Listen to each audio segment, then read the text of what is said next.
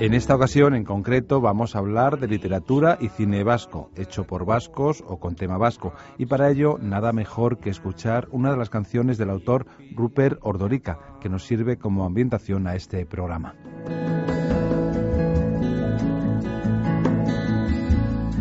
Eguzkiak irten du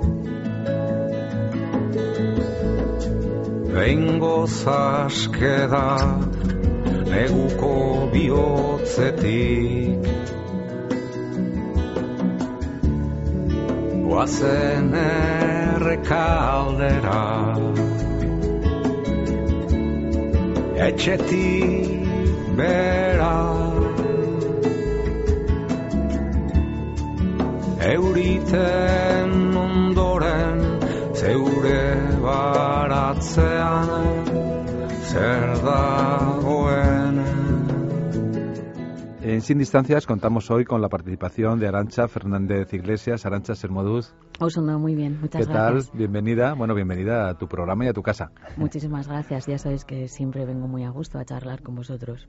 El tema que habías propuesto para hoy es la relación entre la literatura y el cine. La relación entre lo vasco y el cine, vamos a matizar, porque tú eres profesora de lengua y literatura vascas en la Facultad de Filología de la UNED. Sí, y ese sería el enlace. Sí, el enlace es que los caminos del cine y la literatura se suelen entrecruzar en numerosas ocasiones, y así ocurre también con la literatura vasca. Lo que pasa es que vamos a charlar de una manera más amplia de lo que es el cine, la industria del cine vasco, y los equipos técnicos que se mueven aquí y allí. Cuando digo aquí quiero decir en Madrid, porque mucho de lo que es la producción de cine realizada por personas que tienen vinculación con Euskadi se realiza en Madrid. Y tenemos con nosotros a Imanol Etxeberria. Imanol Etxeberria, que es un profesional del cine, curtido en 100 películas y, bueno, acostumbrado a trabajar duro en varios aspectos también del cine, con lo cual yo creo que cae como anillo al dedo para el programa que habías planteado, Arantxa. Sí, yo le agradezco mucho que se haya venido a participar con nosotros en esta charla, porque Imanol de cine sabe muchísimo, no solo por formación, porque él estudió cinematografía, sino porque ha participado en una inmensidad de películas desde los años 90, ¿verdad, Imanol? ¿Cuándo empezaste? Pues sí, empecé en el año 90, realmente empecé en Euskadi, y ya a partir del 91, viendo el panorama que había allí, pues como muchos otros me vi obligado a venir a Madrid. Muchos otros se fueron a Barcelona, pero muchísimos nos vinimos a Madrid, arrastrados por muchos directores de aquella generación, como otros anteriores y como otros posteriores que han venido, y al final hemos sido camadas de técnicos que hemos venido un poquito a rebufo de los directores que empezaron a venirse a Madrid. Imanol ha participado, entre otras películas, en Sorión Perfectua, de El Ortegui, La Buena Nueva, de Elena Taberna, Urte Berrión Amona, de Telmo Esnal, en varias películas de Urbizu, ¿verdad, Imanol? No, con Urbizu solo he trabajado una vez, en La Caja 507, pero otros ejemplos de directores vascos con los que he trabajado, tanto en Madrid como allí en Euskadi, pues son Alex de la Iglesia, Bajo Ulloa, Julio Meden, Borja Coveaga, muchos directores que en distintas épocas al final han acabado viniendo a Madrid a trabajar. Sí, yo quería comentar aquí que si alguien tiene interés por profundizar en este tema de lo vasco y el cine, la literatura vasca y el cine, o la cinematografía vasca, puede leer un libro que ha escrito, librito de divulgación, Josean Fernández, que es el director de la Filmoteca de Euskadi, que se titula Cine Vasco. En realidad el título es trilingüe, Euskal Cinema, Cine Vasco, Basque Cinema. Ahí se recoge toda la historia desde el principio, la génesis, en la que se puede decir que el cine era un cine militante de urgencia, subvencionado por el gobierno vasco en la guerra, cuando ya habían perdido Bilbao. Ellos tenían mucho interés en que el documental Guernica se terminara. Y va dando las distintas etapas. Y una de las etapas que menciona es la de los años 90, que Imanol también lo ha mencionado, en la que los realizadores vascos vuelven a venir a Madrid porque la industria, el sistema cinematográfico vasco es extremadamente frágil. Se puede leer el libro de Josean Fernández, que está en internet. Con poner Cine Vasco va a salir. Lo ha editado el Instituto Etxepare. Luego también hay en castellano El cine y los vascos, de Usain. editado por Eusko Ikaskuntza, un artículo de Susana Torrado que es muy interesante porque analiza la evolución histórica del concepto de cine vasco a través de la bibliografía. Antes de entrar aquí hemos dicho que es cine vasco, el que se hace en euskera, el que se hace en castellano por vascos. El cine es internacional, ¿no? Sí, porque yo lo que es la etiqueta de cine vasco, realmente yo soy de allí, como muchos otros compañeros, y realmente nunca hemos sentido que haya una industria de cine vasco como tal, sino que ha habido un interés por hacer cine que en momentos dados ha estado facilitado por las instituciones de allí, pero lo que dices tú, que era una industria y un sector muy frágil que nos ha obligado a salir de allí prácticamente pues al 80%. Ahora mismo, si en Euskadi se hace una película, pues hay técnicos como para poderla hacer, pero ocurre en muchas ocasiones que muchos que estamos fuera volvemos para participar en esas producciones. Es bastante escaso el número de técnicos que quedan allí, ¿no? Sí. Los hay suficientes para hacer una película, pero si de repente coincide que hay 2 rodajes o 3 rodajes simultáneos, pues al final algunos tenemos que volver, afortunadamente, porque a todos nos gusta volver allí a trabajar. Sí. Hay una fecha importante que es que en 1983 se funda la Euskal Telebista, y entonces eso como ente colaborador en las películas pues tiene algo de producción propia con series también. Y en los años, muy al principio de los 80, creo que es en el 82, comenzaron las primeras subvenciones del País Vasco. A partir del Estatuto de Autonomía en el 79, las subvenciones se concedían a aquellas películas que se rodaran en Euskadi con un 25% de ayuda, y tenían que contar con técnicos de Euskadi y una copia por lo menos en euskera. Que eso también nos habla de que si pensáramos en términos restrictivos de producción euskaldun, es decir, de vasco parlantes, el dato de que solamente se exigiera una copia es bastante significativo. Porque en realidad el público potencial, no estamos acostumbrados al doblaje en España, y el público potencial es una lengua minoritaria, pues sería unas 700.000 personas diciendo si todos los euskaldunes fueran al cine, que nunca va a ser así. Pero lo que sí hubo, Arantxa, en los principios, a lo mejor con esta normativa, es una forma de promocionar el cine hecho por vascos y hecho con temas o que trataban la realidad de allá, o a lo mejor relacionados con literatura de lo vasco. Sí, Manol. Eso es de la época que estás hablando. Yo creo que yo todavía no había empezado en la profesión, estamos hablando de mediados de los 80, y yo creo que estamos hablando más bien de Amasei Garrena Naidanez, Zergatik Pampos. Fueron 2 o 3 trilogías, 2 o 3 películas que se hicieron también con colaboración de productores madrileños, que facilitaron un poco que en aquella época que el cine de aquella época vasco era muy incipiente, y facilitaron la producción de 2 o 3 películas que fueron Amasei Garrena Naidanez, Kareletik, Zergatik Pampos, que eran adaptaciones literarias.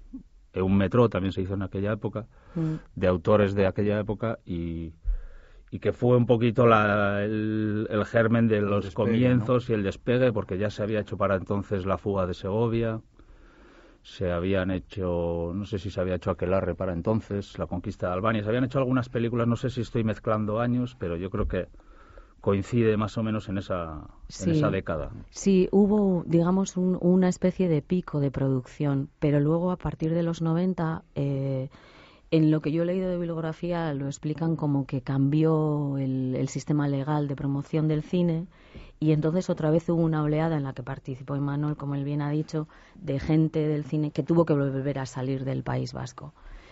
Yo creo que igual me voy por las ramas, pero eso coincide también, o sea, yo creo que fue un bajón de las subvenciones en aquellos años, coincidiendo también con la gestación del Museo Guggenheim, sí, que arrastró muchas de las subvenciones de cultura hacia ese proyecto y dejó todo el resto, tanto cine como teatro como muchas otras cosas, durante unos años en una especie de suspenso.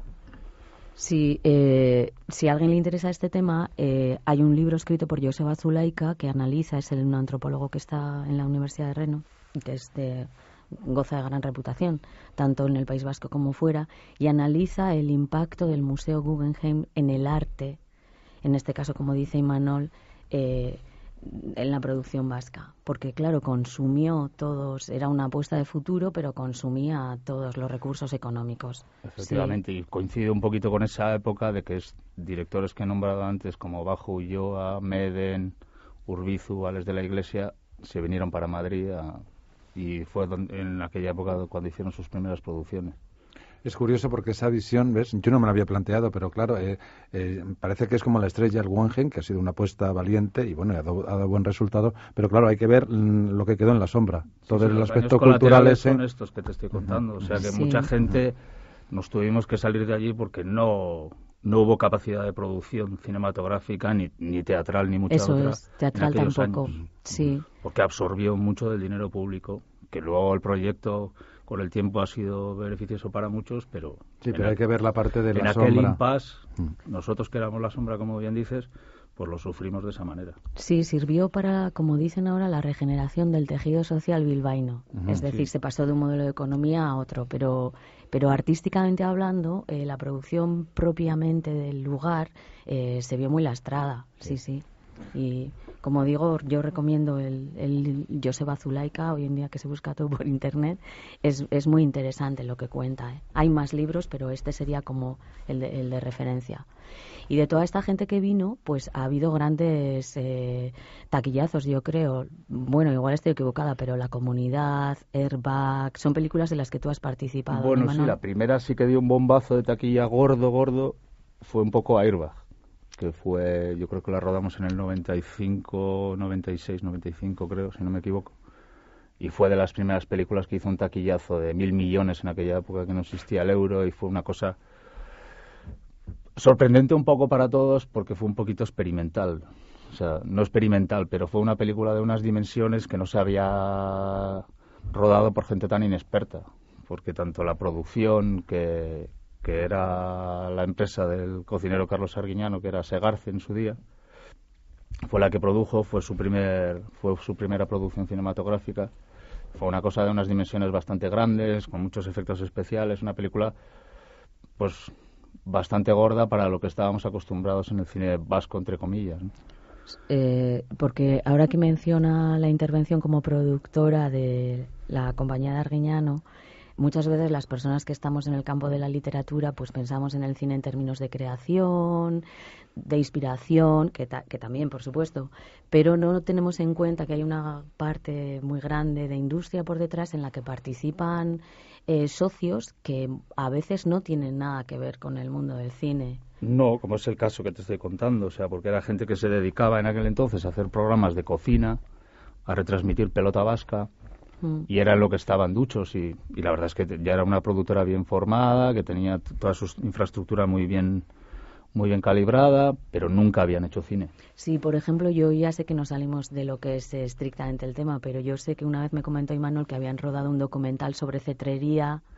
Era sobre cetrería, sobre caballos. Sí. ¿Y quién era la persona que encargaba el documental? Pues era un jeque de Abu Dhabi, que no tiene nada que ver con todo esto que estamos hablando, pero que a veces la producción cinematográfica, no sé si por cuestiones de inversiones o que quieren ampliar sus medios en los que se meten, pues eso, se mete gente que supuestamente no parece que tenga nada que ver con el cine, pero en el fondo son inversores, que muchas veces el cine para ellos resulta muy atractivo y luego les parece muy divertido, muy exótico y demás, y se meten, como fue el caso de Arguiñano, pues porque además Arguiñano participó como actor en la película y bueno, es un tío que como todos conocemos le hace mucha gracia todo esto.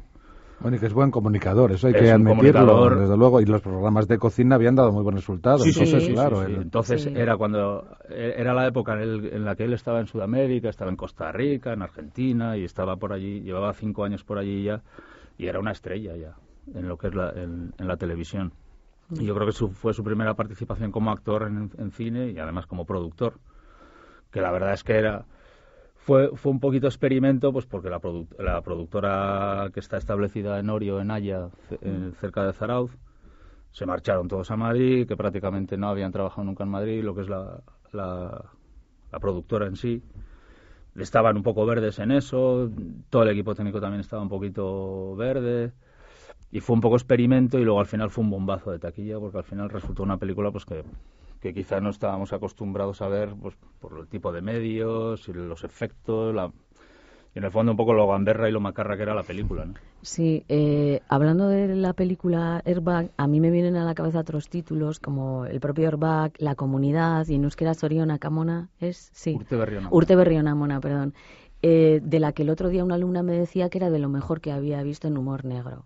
No sé si todas se pueden calificar de humor negro, yo diría que no, pero sí de humor gamberro. Parece que hay una línea que además da buen resultado, de humor, digamos, disparatado, que creo que a la gente joven le llega bastante. Provocadoras sí son, mi opinión, ¿no? Por lo menos. Sí, pero bueno, el caso de esta película en concreto que habla Arantxa, el director... perdona, Imanol, Acción Mutante también. Acción Mutante también. Pero Acción Mutante, por ejemplo, es la primera película que rompe un poco y todo lo que era la trayectoria del cine vasco y español también. Pues que eran comedietas, eran películas más bien... costumbristas un poco. Sí, quizás. pero que no eran tan macarras como Acción Mutante. Y fue muy rompedora, y un poquito el que abrió esa brecha fue Ales de la Iglesia. Y ahora que estamos hablando de Urte Berrionamona, el director de Urte Berrionamona fue ayudante de dirección de Ales de la Iglesia en muchas películas. Pues tanto en La Comunidad como en Crimen Perfecto, como en 800 balas. Hubo mucha relación. Y también bebe de los vientos de Ales de la Iglesia un poquito la película esta que estamos hablando de Urte Berrionamona, porque va un poquito por ese camino del humor gamberro, digo yo. Con tinte vasco y tinte gamberro. Sí, son muy gamberras. Y como decía, creo que a la gente joven les gusta bastante. Porque la primera película de Telmo Snell, que la codirigió con Asier Altuna, que es Aupa Etxebeste. Ah, sí, es verdad. También va en la misma onda, ¿no? Sí. Aupa Etxebeste está rodada en euskera. Sí. Y beben de las mismas fuentes de humor. Aupa Etxebeste sí se puede decir que es de humor negro, yo creo.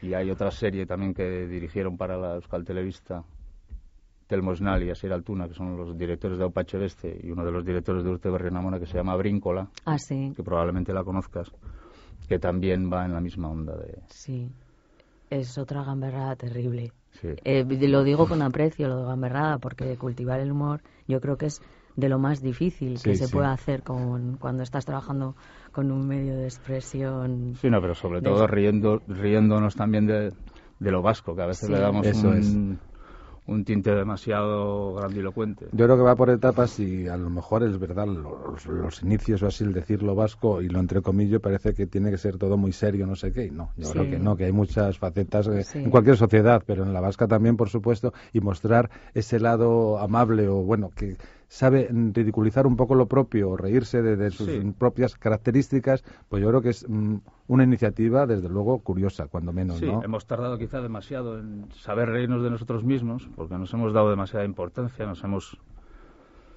hemos querido dar demasiado tinte serio a todo lo que hacíamos, pero realmente toda esta línea de humor macarra, yo le llamaría macarra. Vale, pues lo aceptamos. Las cosas por su nombre. Y que uno de sus iniciadores probablemente sea Ales de la Iglesia, pero que tiene una gran cantidad de seguidores actualmente, empezando por Borja Coveaga. Nacho Vigalondo no es vasco, pero es un vasco de adopción, cántabro vasco de adopción, porque estudió en Bilbao, prácticamente su productora la tiene en Bilbao, y son un poco continuadores de esa línea. Sí, en euskera, por ejemplo, tiene que ver con la realización de Bríncola y algunos de los actores que trabajaron en la película Cuchilla Zubidea, también, que está a su vez basada en un libro que escribió Josean Sagastizabal sobre cómo una persona que quiere aprender euskera se aloja en un caserío y todos los disparates que le ocurren porque no entiende bien, porque sí entiende y cree que no ha entendido, porque la familia que le aloja es muy singular. Y la verdad es que tanto la novela como la obra de teatro, como luego la película, son una obra a la que siempre nos referimos cuando hablamos del humor vasco, de expresión vasca. Sí, y tiene que ver con lo que decía Imanol, sí. Si se han incorporado tarde a escuchar este espacio, les recuerdo que estamos en Sin Distancias, que es un programa ideado por Arantxa Fernández Iglesias, que es la profesora de Lengua y Literatura Vasca en la Facultad de Filología, y que lo estamos dedicando a la relación entre la literatura y el cine vasco, lo vasco y el cine. Y como invitado tenemos a Imanol Etxeberria, que es un profesional del cine que lleva muchos años trabajando y es un conocedor del tema que tratamos. Arantxa, me gustaría que comentaras un poco más, profundizar un poco, ya que tenemos aquí a Imanol. La relación de literatura y cine en lo vasco se da mucho, se da como en todos los aspectos, o es ya más libre el cine y no se tiene que ceñir a guiones tan literarios, sino que va un poco por su cuenta. Si te refieres a la expresión, o sea, cine rodado en euskera en primera instancia, sí. Yo creo que es tan frágil la situación como mucho que se producirán 2 películas al año, Imanol, allí. En el mejor de los casos. Que no se puede hacer un diagnóstico. Yo Ajá. creo que es muy frágil. 2 películas, en el mejor de los casos, no dan como para un análisis. Si participan las instituciones, yo creo que desde la institución también se intenta crear un canon, que otra cosa es que sea acertado o no, y entonces sí hay una pequeña nómina de películas, pero no hay mucho más de lo que he dicho antes. Un Metro, Babakoak, Zorion Perfektua, Zergatik Panpoz, Hamasei Garren Aidanez, Kareletik, Ke Arteko Egunak, Zeru Oiek, que salen adelante gracias al apoyo de la televisión, pero igual puede ser. Por ejemplo, ahora se ha rodado un documental sobre Achaga, bastante interesante para conocer su obra. Lo van a poner en la tele, bueno, de hecho ya lo han puesto una vez, y luego no tiene la vida de un documental normal que se distribuya en el cine. Hay un problema de distribución, yo creo. Sí, no, y principalmente porque el dinero que se puede destinar a la producción de la película, pues una vez que se ha rodado, se ha terminado, se ha editado, se ha mezclado y se ha estrenado, lo complicado suele ser esto último de estrenarlo, ¿no? Porque normalmente se puede tener el dinero para producir la película, pero luego lo que no se tiene es para lanzarla a los 4 vientos y poderla vender. Que normalmente muchas películas se quedan en el camino, y si pasa eso con el cine español, podéis imaginar lo que pasa en la medida del cine vasco, y sobre todo si es una película rodada en euskera, que la distribución que puede tener pues es muy mínima. El caso de Urteberri Onamona, que es de las pocas películas que se habrán podido estrenar en euskera aquí en Madrid, se estrenó en Madrid con una copia en una sola sala. Sí, creo que también pasó lo mismo con el documental Lucio. Lucio se llamaba, que era un documental que es muy bueno, muy bueno. Muy bueno, sí. Eso quería comentaros un poco, porque en el mundo documental, mira que el País Vasco ha dado noticias y temas como para hacer documental, pero ahí yo creo que también hay una vía, ¿no? Sí que la hay, pero no es una vía que esté utilizando demasiada gente. O sea, hemos hablado ahora de Lucio, pero ahora que te pueda decir de memoria documentales que hayan tenido cierto... Yo puedo decir uno que se está visionando más bien en festivales o al hilo de los conciertos que contratan a las protagonistas. Zuloak. La ha rodado Fermín Muguruza. Es un documental sobre un conjunto, se puede decir hoy en día, un grupo de 3 chicas que hacen un rock duro y que se crearon como se creó la Velvet Underground a instancias de una persona que pensó, bueno, pues voy a hacer un grupo, que es Rodríguez, creo que es Arrate Rodríguez, pero no estoy segura del nombre, pero el apellido sí. Y es el último de los documentales que se ha rodado en el País Vasco. Y del que yo tengo la primera noticia ahora, para que te des cuenta del poco eco que pueden tener ese tipo de producciones. Uh-huh. Porque muchas veces normalmente se habrá estrenado en la Euskal Telebista, imagino. No. Esto no, este no. Todavía no. No. Pero ocurre con muchos, que encima son buenas producciones, buenas películas, pero que tienen un pase o 2 en la Euskal Telebista, pero luego no... Es muy difícil acceder a salas con un documental normalmente, y un documental de esas dimensiones yo creo que Lucio es de los pocos documentales vascos que ha podido llegar a las pantallas grandes en los últimos 10 años. Es que no recuerdo yo ningún otro que haya llegado ahí. Sí, luego hay películas como por ejemplo Larogei Egunean. Estaba repasando al hilo de la pregunta de la relación entre literatura y cine vasco, las últimas, pues Larogei Egunean, el documental Lucio, Bypass, que es una comedia que está en cartelera en estos momentos, el documental Zuloak. Han estrenado Baztán. No tienen relación con la literatura estas últimas películas, ninguna, no. Una viene al hilo de la música o son guiones de creación propia. Sí. Larogei Egunean, yo no sé si no era una adaptación, era un guion original. ¿Sí? No, es un guion original. Sí que ha habido realizadores vascos que han, por ejemplo, Eloy de la Iglesia, Otra vuelta de tuerca, que es un texto de Henry James, Perdita Durango, que es de Barry Gifford, que estuvo rodado por Alex de la Iglesia. Sí, se fueron a rodar a Estados Unidos y a Sí. México. Cachito, que rodó Urbizu, Cachito rodó Urbizu. que es de un texto de Arturo Pérez Reverte. Sí ha habido cierta tradición, pero no más marcada que en otros sitios, ¿no? Lo que sí es cierto que, bueno, el idioma puede ser un problema cuando aquí en España no hay tradición tampoco de subtitulado, porque es lo que comentábamos en otros espacios, Arantxa. Aquí siempre intentamos doblar las películas y luego eso yo creo que es una limitación quizás para... A mí me parece cine. una pena realmente. Doblarlas. El verdad. hecho del doblaje. O sea, yo entiendo que en este país hay una industria del doblaje que también tendrán que comer, Sí. pero en países limítrofes con el nuestro, como Portugal, no dobla las películas y al margen que no tenga nada que ver con esto, el nivel de inglés que tienen los portugueses comparando con el nuestro es abismal, ¿no? Y esto afecta realmente al cine vasco, porque así como antes estaba hablando de Urteberri en Amona, que se estrenó con una copia en Madrid, que duró 4 días, porque evidentemente una película rodada en euskera con subtítulos no tuvo prácticamente ningún eco cuando se estrenó aquí. Yo creo que era un producto muy bueno como para que hubiera tenido cierto éxito a su nivel, pero no lo tuvo, entre otras cosas, por eso. Porque yo imagino que a un espectador que no habla euskera y que le suena a ruso, que le cueste mucho entrar a ver una película que luego encima la tiene que leer. Lo puedo entender en cierta medida, pero luego no tenemos reparos en meternos a ver una película checoslovaca, Claro. subtitulada en castellano, ¿no? Es lo que te iba a decir, yo creo que es un poco ya de tradición cultural, Costumbre. pero sí, hábito cultural, ¿no? Pero que yo creo que estaría bien, ¿no? Oír, escuchar, A mí me parecería, euskera, claro. a mí me parecería fantástico. Yo espero que no me escuche ningún doblado que probablemente no le guste escuchar estas cosas. Pero... Bueno, hay que decir que siempre se ha dicho que en España se dobla muy bien. Sí. Se dobla muy bien. Evidentemente porque hay una industria del doblaje. O sea, en Portugal no se dobla bien porque no la hay. Sí, se dobla muy bien porque hay tradición de doblar, pero también es verdad que hay que reconocer que el trabajo de un actor o una actriz, el 50% como mínimo es su voz. La voz. Cómo coloca la voz, cómo cambia la voz de un papel a otro. Sí. Cambian la textura de su masa. Eso lo ves en cualquier teleserie americana o inglesa, que tú la estás viendo doblada y luego si tienes oportunidad de verla en inglés, la diferencia es abismal. Vamos, yo creo que es como, me imagino que como la traducción de un libro. Sí. Lo mismo. Pudiendo ir al original, desde luego ir a una... Exactamente, y eso al margen yo creo que nos ha disminuido o no nos ha hecho llegar a un nivel idiomático en inglés bastante pobre. Sí.